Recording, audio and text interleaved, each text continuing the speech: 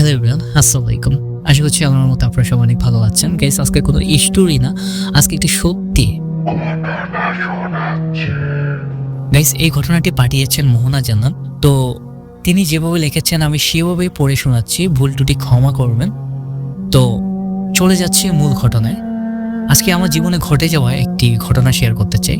আমি মোহনা জান্নাত, বাড়ি কুড়িগ্রাম উপজেলার কোনো একটা স্থানে। পারিবারিক কিছু সমস্যা থাকায় নামটি উল্লেখ করতে পারছি না। ছোট থেকে পরিবারে আমি অনেক কিছুই দেখেছি। আমার বাবা প্রবাসী, বাড়িতে আমার মা, ফুপ্পি, দাদি, চাচা ছিলেন। তো জয়েন্ট ফ্যামিলি। তার উপর আমার মা বাড়ির বড় বউ। একটা কাজের লোককে যেভাবে কাজ করানো হয় তার থেকে 10 গুণ বেশি কাজ আমার আম্মুকে দিয়ে করানো হতো। তবে এই নয় যে বাড়ির বড় বউয়ের দায়িত্ব কাজ করা, তাই করে যাচ্ছে।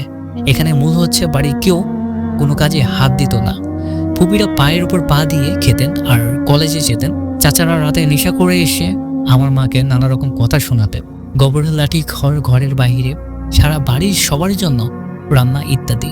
মানে পুরো বাড়ির কাজ আম্মু একাই করতেন। একটা মানুষ বলতো না যে সাহায্য করব, উল্টো কাজে কোনো ভুল পেলে আম্মুর গায়ে হাত তুলতেন দাদি।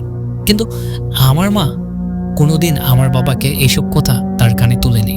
সবসময় কল দিলে বলতো সবার সাথে অনেক হাসি খুশি আছি, আমি মিলেমিশে চলে, সবাই আমাকে অনেক আদর করে। আমি মায়ের চোখে এই মিথ্যে খুশির প্রমাণ দেখতে পেতাম। কিন্তু কথাই বা কদিন লুকানো যায়। আমাদের বাড়ির পাশে আরেকটি মহিলা আমার বাবাকে কল দিয়ে সব জানিয়ে দিয়েছিলেন, সাথে আম্মুকে যে টর্চারগুলো করতো সেগুলো ভিডিও করে আব্বুকে পাঠিয়ে দিতেন এই মুহূর্তে। আব্বু এইসব দেখে রেগে যান আর কিছুদিন পরে দেশে চলে আসেন। অবাক হয়েছিলাম, আব্বু আসার সাথে সাথে আমার দাদি পুরো গোষ্ঠী ফেরেশতা হয়ে গেল। আম্মুকে কোনো কাজে হাত দিতে দিচ্ছিল না। আম্মুর যেভাবে খেয়াল রাখতো মনে হচ্ছিল আম্মু ছাড়া তাদের জীবনটাই একদম অচল। আম্মুর সাথে জমিয়ে আড্ডা দিচ্ছিল মজ্জিয়া বাসায়। কিন্তু বাবা সবটা আগে থেকে জানতেন বলে এইসবে তার মন গলেনি। পাশের গ্রামে একটি জায়গা কিনে সেখানে বাড়ি তোলেন এবং আমার আম্মু আর আমাকে সেখানে নিয়ে যান। আম্মু অনেক অনুরোধ করেছিলেন দাদিদের সাথে থাকার জন্য। হয়তো আব্বু বুঝতে পেরেছে এইসব আম্মু মন রক্ষার্থে করে যাচ্ছে। আম্মুর চেহারা হাল দেখলে মনে হবে না ওনার চেয়ে সুন্দরী এই গ্রামে আরেকটা ছিল। যাই হোক, আমরা আলাদা হয়ে যাওয়ার পর আমার চাচারা বিয়ে করলেন, ফুপিদেরও বিয়ে দিলেন আমার আব্বু। তাদেরকেও দেখতেন আর আমাদেরকেও দেখতেন। চাচারা ব্যবসা ধরার পর আব্বু শুধু আমার দাদিকে খরচের টাকা দিতেন। চাচারা ইনকাম করতো, তাই সেই দিকে তেমন খরচ না উঠিয়ে আমাদের সংসারে জমাতো। আমার পরপর 2টা ভাই হয়, এখনো অবধি সবকিছু ঠিকঠাক ছিল। কিন্তু একদিন আমার আম্মুর প্রচণ্ড মাথা ব্যথা ওঠে। ডাক্তার ট্যাফনিল ট্যাবলেট দিয়েছিলাম, ওটা খেলে আম্মুর মাথা ব্যথা সেরে যেত। এইবারে আম্মু একসাথে 2টা ট্যাবলেট খেয়েছে, কোনোভাবে মাথা ব্যথা কমছিল না। পরে আব্বুকে এইসব জানাই আমি। আব্বু আম্মুকে ঢাকা পাঠান আমার মামার সাথে। অনেক টেস্ট করেও আম্মুর কোনো রোগ ধরা পড়েনি। দিন দিন আম্মু অসুস্থ হয়ে যাচ্ছিলেন। প্রায় 2 মাস কেটে যায়, আম্মু শোয়া থেকে উঠতে পারছিলেন না। কিছুদিন পর আব্বু আবার দেশে ফিরলেন। অনেক ডাক্তার দেখিয়েছেন, কোনোভাবে আম্মুকে সুস্থ করা যাচ্ছিল না। এভাবে কতদিন কেটে যাওয়ার পর আম্মুর মধ্যে এক অদ্ভুত আচরণ দেখা যায়। আম্মু যখন একা থাকতেন নিজে নিজে কিসব যেন বলতেন, যেন কার সাথে যেন উনি চুপ চুপ করে নিজের মনের কষ্টগুলো ভাগ করত। এই ব্যাপারটা আব্বু সহ আমরা সবাই নোটিস করছি। তখন আমাদের সন্দেহ হয় কোনো ভূত বা জিনের ব্যাপারে, কিন্তু আব্বু এসব বিশ্বাস করতেন না। তবুও আমার জোড়াজোড়িতে কয়েকজন হুজুর দেখান, তবে লাভ হয়নি। 2 দিন ভালো থাকার পর আবার পাগলামি বেড়ে যেত। আম্মুর গোসল করা হতো না, ঠিকঠাক মতো খাবার খায় না, বিছানাতে পায়খানা করে ইত্যাদি। মাথার চুলগুলো দিন দিন পাগলের মতো সাদা হয়ে যাচ্ছিল, চোখের নিচে কালি আর চামড়া খুসখুস হয়ে যায়। দেখতে দেখতে এমন এক পর্যায়ে যায় যে আম্মু আমাদেরকেও চিনতে পারত না। মানে অনেকক্ষণ তাকিয়ে থাকার পর চিনতে পারতেন। দেখার সাথে সাথে এমনভাবে তাকাতেন যেন কোনো অপরিচিত ব্যক্তি ওনাকে দেখতে আসছে। কখনো কখনো হাতের কাছে যা থাকতো তা আমাদের দিকে ছুঁড়ে মারতেন।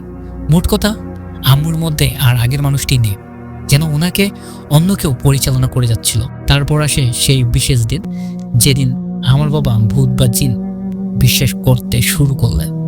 রাতের বেলা একটি শব্দে আব্বুর ঘুম ভেঙে যায়।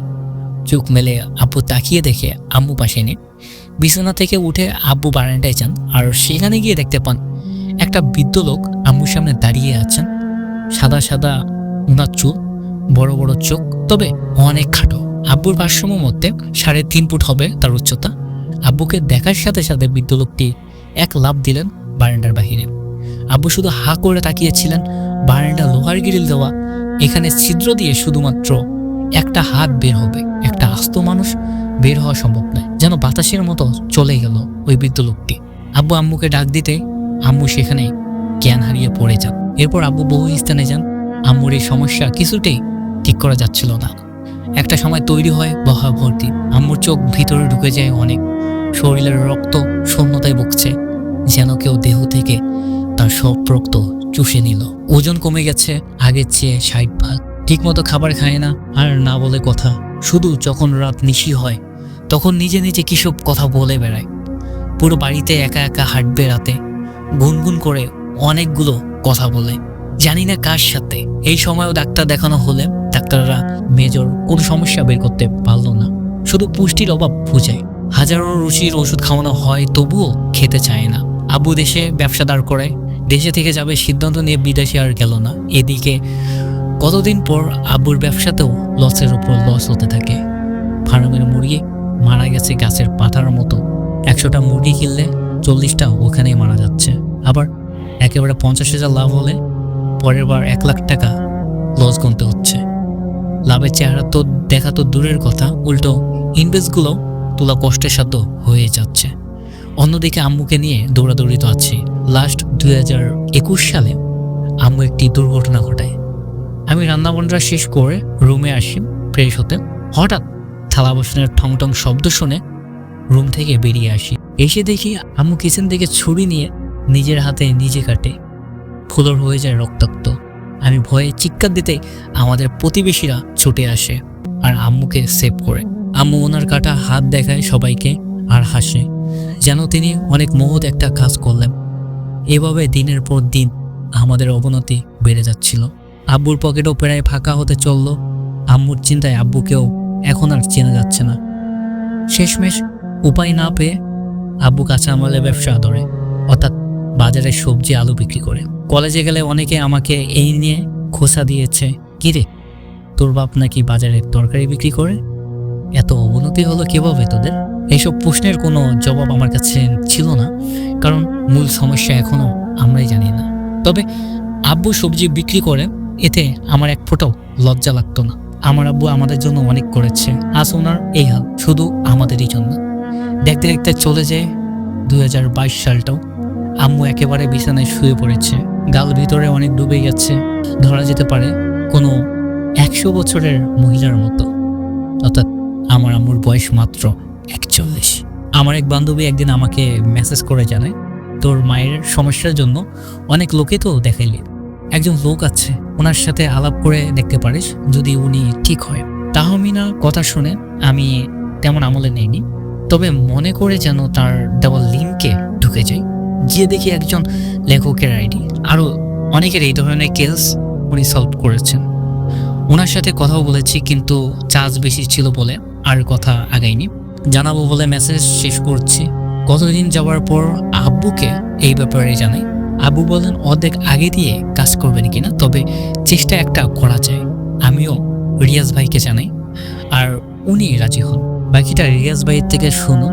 আসসালামু আলাইকুম, আমি রিয়াজ রাজ। এই ব্যাপারে কথা আমার দিকে নিয়ে আসার কারণ হলো, ট্রিটমেন্ট পুরোপুরি মোহনা দেখেনি, যেহেতু পুরো ঘটনার সাক্ষী আমি, তাই এই ব্যাপারে আপনাদেরকে খোলসা আমি করছি। মোহনার মেসেজ অনেক লম্বা ছিল, ধৈর্যের কমতি আছে, তাই ওর ফোন নাম্বার নিয়ে কথা বলি আমি। কেঁদে কেঁদে জানাই সবটা। আমি ব্যাপারটা আইয়ুব হুজুরকে বলায় তিনি হাজিরা দেখলেন, তারপর বললেন ট্রিটমেন্ট করা যাবে। আমি আবার মোহনাকে মেসেজ করে সবটা খোলসা করলাম। সে জানাবে বলে বিদায় নিল, কিন্তু আবার মেসেজ দিয়েছে প্রায় মাসখানিক পর। কথা হয় অর্ধেক দিয়ে ট্রিটমেন্ট শুরু করার জন্য। আমি ওনার মায়ের হাল দেখে রাজি হয়েছি। যদি আমার দ্বারাই উনি সুস্থ হন, দোয়াটা আমার মূল পাওয়া হবে। ট্রিটমেন্টের দিন মোহনার বাবাকে কল করি, কল দিয়ে মূল সমস্যা জানাই। ঘটনা শেষে এটা জানাবো। মোহনার মার নাম আর নানির নাম নিয়ে আসন বসায় আইয়ুব হুজুর। আসনে ওসমান জিনকে ডাকা হলে তিনি আসেন। অনেকগুলো আয়াত পড়ে হুজুর 8টা জিন জ্বলিয়ে একটা কলা গাছে ঢুকালেন। এরপর 2টা জিন জ্বলি আমার হাতে দিয়ে বললেন পাহাড়ের যে কোনো একটা ফল গাছে বেড়ে আসতে। যদিও ফল গাছ বলতে আম, কলা, কাঁঠাল যে কোনো ফল বুঝে। আমি ওনাকে অনুসরণ করে পাহাড়ের একটা কলা গাছে পেরাক মেরে আসলাম। আর 8টা পেরাক মারা গাছটির সমুদ্রে ভাসিয়ে এলাম। আরও অনেক কাজ করে সেরে আইফ হুজুর একটা কি যেন বানায়, ব্যাপারটা উল্লেখ করার যোগ্য না। এরপর ওটার উপর কাজ করে মোহনার মায়ের পিছে থাকা জিনকে বন্দি করে কাজ ছেড়ে আমার হাতে কিছু জিনিস দেয় যা আমি কুরিয়ারে পাঠাই। ওইসব মোহনার বাবা 5 দিন ব্যবহার করেন। 5 দিন পর থেকে মোহনার মায়ের ক্ষুধা লাগতে শুরু হয়। মোহনার কল পেয়ে জানতে পারি উনি প্রচুর খাচ্ছে, ধীরে ধীরে ভালো মন্দ কথাও বলে যাচ্ছে। মোহনার বাবা কিস্তি উঠিয়ে হুজুরের পেমেন্ট ছেড়ে আবার ফার্মের ব্যবসা ধরে। এইবার অসফল হননি। বর্তমানে ওনাদের 2টো ফার্ম, আর মোহনার মা পুরোপুরি সুস্থ। মোহনার মুখেই শোনা সে তার মাকে সেইভাবে দেখেছে যেভাবে ছোটবেলায় দেখেছিল। তবে একটা সমস্যা ঠিক করা যায়নি। সমস্যা শুরু হওয়ার পর থেকে মোহনার মায়ের অনেক কিছুই মনে নেই। ওনার ভাষ্যম মতে একটা বিদ্যালোককে তিনি রোজ স্বপ্নে দেখতেন এবং তার সাথে অনেক কথা বলতো। অর্থাৎ জেগে তিনি যা করতেন ওনার কাছে সেসব স্বপ্নের ন্যায় ছিল। ক্ষুধাও লাগতো না আর না কিছু ভালো লাগতো। শুধু শুধু স্বামী আর সন্তানকে ওনার অসহ্য লাগতো। এবার আসি মূল সমস্যায়। মোহনার মাকে ব্ল্যাক ম্যাজিক করা হয়েছিল বিয়ের পরপরই, শুধুমাত্র তাদের ছেলেকে ছেড়ে দেওয়ার জন্য। মোহনার বাবার জন্য মোহনার দাদি অন্য মেয়ে পছন্দ করে রেখেছিলাম। ওই মেয়ের পরিবার আর মোহনার দাদি 2 পরিবার মিলেই কাজগুলো করেছে। মোহনার মায়ের রাশি ভারী ছিল বলে তৎক্ষণিক এসবে ইফেক্ট পড়েনি। ইফেক্ট পড়ে না দেখে ওনারা 1 বার নয় 2 বার নয় প্রায় 20 থেকে 25 বার করেছে কালো জাদু। এইসবে কাজ হচ্ছে না দেখে মোহনার বাবা যখন বাড়ি আসে তখন ওনার উপরেও করা হয়। ততদিনে তিনি আলাদা হয়ে যান। আর এই রোগে ওই মেয়ের পরিবার মোহনার বাবাকে ধ্বংস করার জাদু করলেন। যেসবের ইফেক্ট আলাদা হওয়ার পরে শুরু হলো আর সমাপ্ত ঘটল 2023 সালে। এখন মোহনার পরিবারে কোনো সমস্যা নেই। আল্লাহ কবুল করলেন বলেই আইফ হুজুরের উছিলা তারা ভালো হয়েছে। মোহনাদের পুরো বাড়ি বন্ধ করা আছে। পরিশেষে বলবো, মজার ছলে হলো কেউ কালো জাদু করতে যাবেন না। কুফরি করা যেমন শিরিক, এর ইফেক্টও মারাত্মক। একজন মানুষকে হুট করে মৃত্যু দেয় না এই কালো জাদু। ধীরে ধীরে মানুষটি এর ফল ভোগ করে। ভিকটিম প্রতিদিন মৃত্যুবরণ করে আবার জাগ্রত হয়, আবার মরার জন্য। যার সাথে ঘটে তারা জানে, আর বাকিরা এটা গল্প হিসাবে ভুলে যায়। তবে উপদেশটা ভুলবেন না, কখনো মজার ছলেও কেউকে কালো জাদু করতে যাবেন না। গাইস, ঘটনাটি কেমন লাগলো অবশ্যই কমেন্টে জানাবেন। আর দেখা হচ্ছে সম্পর্কে একটি নতুন ঘটনাতে।